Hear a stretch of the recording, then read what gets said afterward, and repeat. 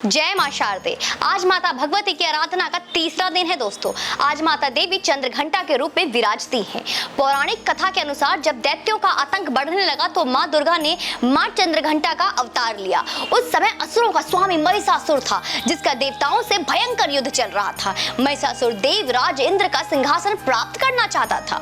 उसकी प्रबल इच्छा स्वर्गलोक पर राज करने की थी। उसकी इस इच्छा को जानकर सभी देवता परेशान हो गए और समस्या से निकलने का उपाय जानने के लिए भगवान ब्रह्मा, विष्णु और महेश के सामने उपस्थित हुए। देवताओं की बात तो गंभीरता से सुनने के बाद तीनों को ही क्रोध आया।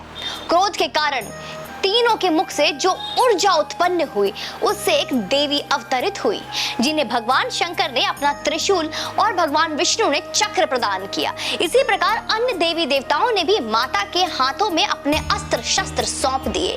देवराज इंद्र ने देवी को एक घंटा दिया, सूर्य ने अपना तेज और तलवार दी, सवारी के लिए सिंह प्रदान किया। इसके बाद मां चंद्रघंटा महिषासुर के पास पहुंची। मां का यह रूप देखकर महिषासुर को यह आभास हो गया था कि अब उसका काल समीप है। महिषासुर ने मां पर हमला बोल दिया। इसके बाद देवताओं और असुरों में भयंकर युद्ध छिड़ गया।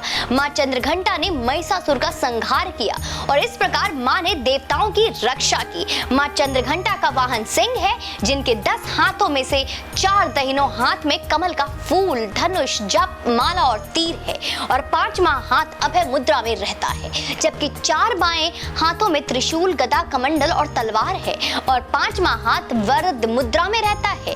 देवी का यह स्वरूप परम शांतिदायक है और कल्याणकारी है। इसीलिए कहा जाता है कि हमें निरंतर उनके पवित्र विग्रह को ध्यान में रखकर साधना करना चाहिए।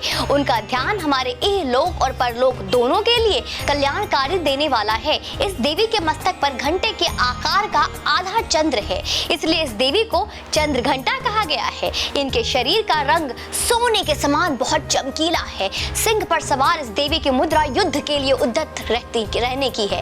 इसके घंटे की भयानक ध्वनि से अत्याचारी दानव, दैत्य और राक्षस कांपते रहते हैं। नवरात्रि में तीसरे दिन इसी देवी की पूजा का महत्व है। इस देवी की कृपा से साधक को अलौकिक वस्तुओं के दर्शन देते हैं, दिव्य सुगंधियों का अनुभव होता है और कई तरह की ध्वनियां सुनाई देती है। इन क्षणों में साधक को बहुत सावधान रहना चाहिए। इस देवी की आराधना से साधक में वीरता और निर्भयता के साथ ही सौम्यता और विनम्रता का भी विकास होता है। इसलिए हमें चाहिए कि मन, वचन और कर्म के साथ ही काया को विधि विधान के अनुसार परिशुद्ध पवित्र करके चंद्रघंटा के शरणागत होकर उनकी उपासना आराधना करनी चाहिए। इससे सारे कष्टों से मुक्त होकर सहज ही परम पद के अधिकारी बन सकते हैं। यह देवी कल्याणकारी है दोस्तों।